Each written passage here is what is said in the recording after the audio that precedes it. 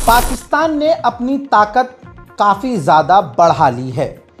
कई कामयाबी उसको मिली है। हथियारों की फील्ड में तेज़ी से वो आगे बढ़ा है। ये बात भारतीय फौज अच्छे से जानती है। सलाम, नमस्ते, सत श्री अकाल। मैं हूं रज़ा और आप देख रहे हैं रज़ाग्राफी की सबसे ख़ास रिपोर्ट, अंतर्राष्ट्रीय प्राइम टाइम रिपोर्ट। पूरी दुनिया की तमाम बड़ी खबर आसान और सिंपल भाषा में आपके सामने। हज़रात मोहतरम, पाकिस्तान के ऊपर ऑपरेशन सिंदूर करके भारत ने ब्रह्मोस मिसाइल का इस्तेमाल किया था और ड्रोन का इस्तेमाल किया था। अब जब हवाई ताकत भारत की देखी पाकिस्तान ने, तो पाकिस्तान ने तुरंत काम करना शुरू किया अपनी एयरफोर्स पर, हवाई ताकत पर। इसके बाद उसने एक बड़ी कामयाबी हासिल की। उसने तैमूर नाम की मिसाइल का सफल परीक्षण किया है। तैमूर मिसाइल टेस्ट उसने कामयाबी से कर लिया है। उसका वीडियो भी खुद जारी भी कर दिया है। दोस्तों, तैमूर मिसाइल ये फाइटर जेट से लॉन्च किया जाता है। एयर लॉन्च क्रूज मिसाइल है जिसकी क्षमता, जिसकी रेंज 600 किलोमीटर है। पाकिस्तान ने इस तैमूर मिसाइल को अपने ही देश के अंदर बनाया है। ख़तरनाक ये इसलिए है क्योंकि सबसे बड़ी बात, ये गाइडेड है। दूसरी बात, गाइडेड होने के साथ साथ इसके अंदर जो वॉरहेड है वो पाकिस्तान जो इस्तेमाल करता है रेगुलर, इसके लिए कुछ अलग वॉरहेड बनाने की ज़रूरत नहीं पड़ी है। वही रेगुलर इसने वॉरहेड इसमें इस्तेमाल किया है। ख़ासियत इसकी ये है कि ये ज़्यादा ऊपर नहीं जाती, ये बहुत नीचे उड़ान भरती है मिसाइल, जिसकी वजह से ये हमारे रडार यानी भारत के या किसी और के रडार पर नहीं आएगा और इसको मार गिराना मुश्किल होगा क्योंकि ये काफ़ी नीचे उड़ती है।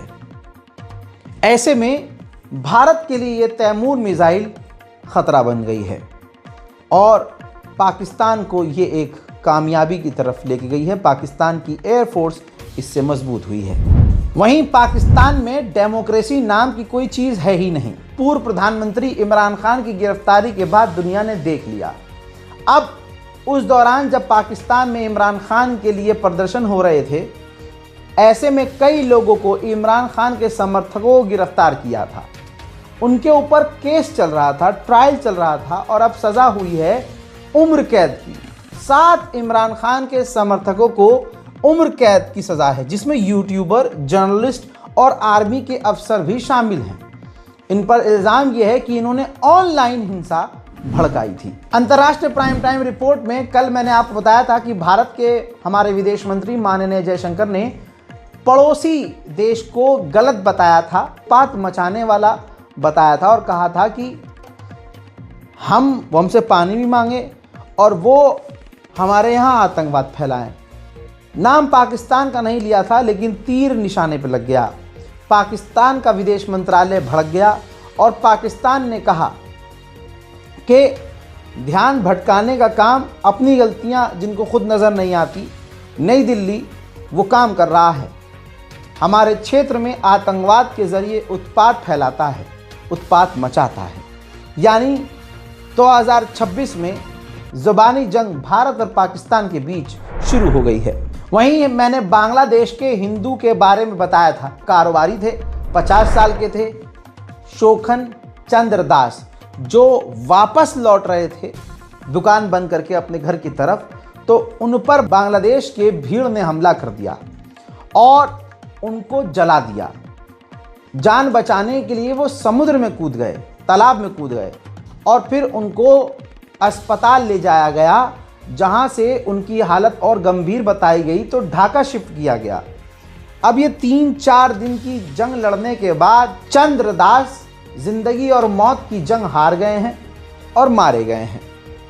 बांग्लादेश में लगातार हिंदुओं को निशाना बनाया जा रहा है और वहां की आवाम हिंदुओं को चुन चुन कर मार रही है। दोस्तों, फिर मैं इसी खबर पर मैंने कल कहा था, आज फिर कह रहा हूं, अगर भारत के मुसलमानों को बांग्लादेश के हिंदुओं के मरने पर चुप्पी साधनी है, तो फिर हमारे यहाँ भारत में मुसलमानों को जो मारा जा रहा है हम उस पर कुछ नहीं बोल सकते। जो गलत है सो गलत है। बांग्लादेश में हर हफ्ते किसी न किसी हिंदू की मारे जाने की खबर आ रही है। उधर अमेरिका ने यूक्रेन का बचाव करते हुए सफाई दी है कि यूक्रेन ने पुतिन के घर पर हमला नहीं किया था। अब वेनेजुएला पर कब्जा करने के बाद और अमेरिका की तमाम और उसके ट्रैक रिकॉर्ड देखने के बाद आप अपने दिल पर हाथ रखिए, क्या आपको लगता है कि डोनाल्ड ट्रंप की सरकार सच बोल रही होगी? जवाब आपके दिल ने दे दिया है। अब इसके बाद दोस्तों जब बात आगे बढ़ती है तो ये देखिए, रशिया के ऑफिशियल्स कमांडर ने अमेरिकी ऑफिशियल से मिलके ड्रोन के पार्ट और वो तमाम सबूत, तमाम तस्वीरें, तमाम ड्रोन के हिस्सों को, हार्डवेयर को सौंपा है अमेरिकी ऑफिशियल को कि आप जो बोल रहे हैं वो गलत है, हमारे पास सबूत है, व्लादिमीर पुतिन के घर पर यूक्रेन ने हमला किया था। वहीं पूरी दुनिया यूक्रेन की तरफ से लड़ रही है। ऐसे में यूक्रेन की तरफ से लड़ता हुआ एक ऑस्ट्रेलिया का नागरिक मारा गया है। वेनेजुएला कांड के बाद खुशी खुशी यूक्रेन के राष्ट्रपति ज़ेलेंस्की ने कहा कि अगर कोई और डिक्टेटर बनता है तो अमेरिका को पता है कि उनके साथ क्या करना है। यानी पुतिन को यह धमकी दे रहा है कि तुम डिक्टेटरशिप अगर करोगे तो अमेरिका को पता है कि तुम्हारे साथ उसे क्या करना है। उधर यूक्रेन जो दूध का धुला बन रहा है, हजरात पूरी ताकत से रूस पर हमलावर है। मॉस्को, रूस की राजधानी पर यूक्रेन के ड्रोन हमलों से तबाही मच गई है।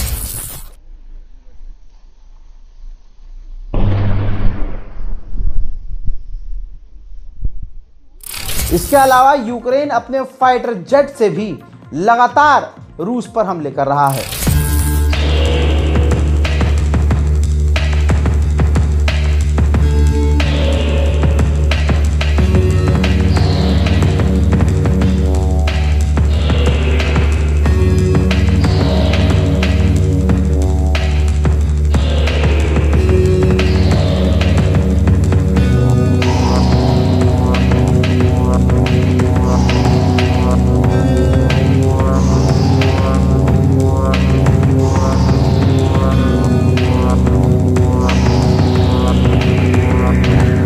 उधर नेटो और यूरोपीय यूनियन के ऑफिशियल यूक्रेन पहुंचे हैं ज़ेलेंस्की से मिलने।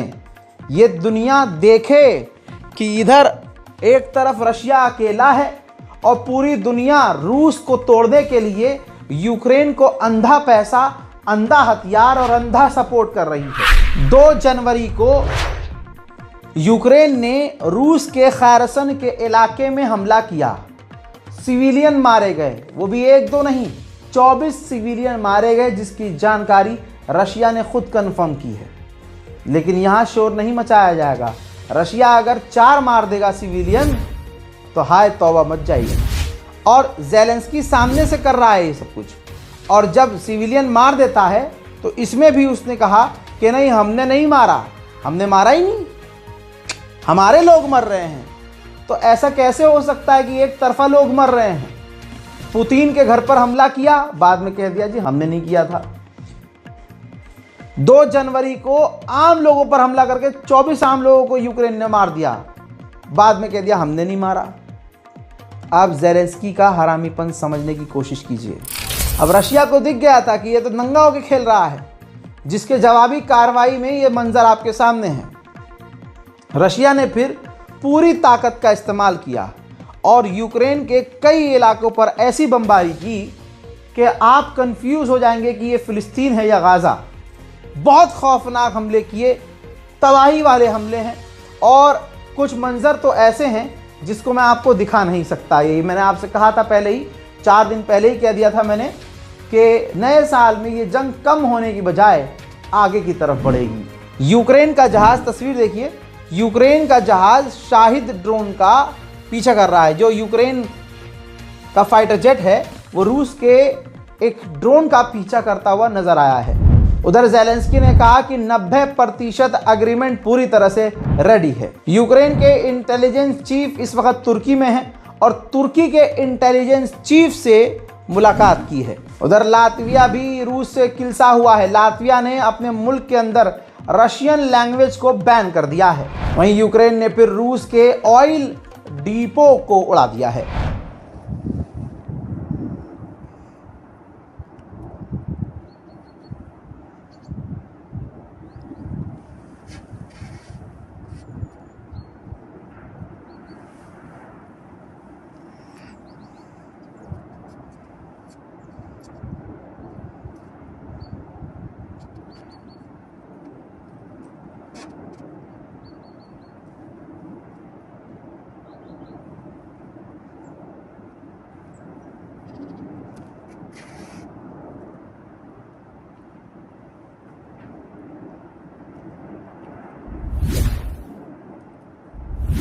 इसके अलावा यूक्रेन ने रूस के शाहिद ड्रोन को मार गिराया है।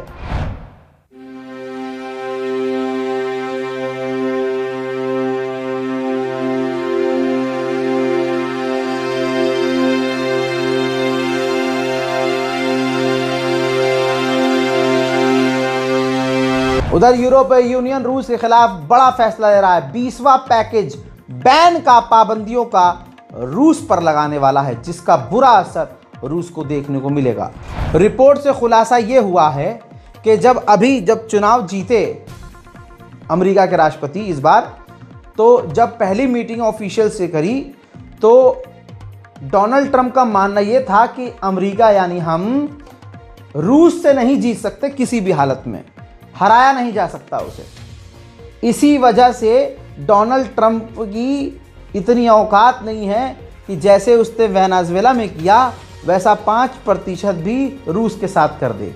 रिपोर्ट ये कह रही है कि इसीलिए अमेरिका सीज फायर करवा रहा है, डील करवा रहा है, ताकि बिना लड़े डील हो जाए। ऐसा नहीं है कि रशिया का नुकसान नहीं हुआ है। आंकड़े के मुताबिक पिछले साल यानी 1 साल के अंदर 3 लाख से ज़्यादा रूस के सैनिकों की मौत हो गई है। उधर भारत में इस्लामोफोबिया चरम सीमा पर है। इस्लामोफोबिया बोलना गलत है। एक समुदाय ईसाइयों को भी मार रहा है, एक समुदाय मुसलमानों को भी मार रहा है, एक समुदाय दलितों को भी मार रहा है। अब उत्तर प्रदेश के बुलंदशहर के पास की सिकंदराबाद की ये घटना है, जहां पर पोस्टर बांटे गए हैं, लगाए गए हैं, जिसमें कहा गया है, मुसलमानों को धमकी दी गई है कि 24 घंटे में गांव नहीं छोड़ा तो मुसलमानों को जिंदा जला देंगे। ये योगी आदित्यनाथ के समर्थन वाले लोग हैं और यही है योगी आदित्यनाथ की सरकार। जो आदमी खुल्लम खुल्ला कहता है कि हमने गुंडा राज खत्म कर दिया, असली ये है कि गुंडा राज खत्म नहीं किया, इन्होंने गुंडे बना दिए सबको। हिंदुत्व के नाम पर गुंडई हो रही है। अब ये जब पोस्टर वायरल हुआ, तस्वीर सोशल मीडिया पे गई, सोशल मीडिया का वो पोस्ट जब वायरल हुआ, तब जाकर प्रशासन में हड़कंप मचा है और कहने के लिए है कि जांच की जा रही है, ढूंढा जा रहा है। उधर मौलाना अरशद मदनी ने दोगलों के मुंह पर तमाचा जड़ते हुए बड़ी बात कही। उन्होंने साफ कहा कि बांग्लादेश की घटना पर चर्चा और देश में हो रहे मॉब लिंचिंग पर चुप्पी, यह दोहरा मापदंड क्यों? धार्मिक कट्टरता और नफरत देश को नष्ट कर रही है। अंतर्राष्ट्रीय प्राइम टाइम रिपोर्ट में आज और अभी के लिए इतना ही।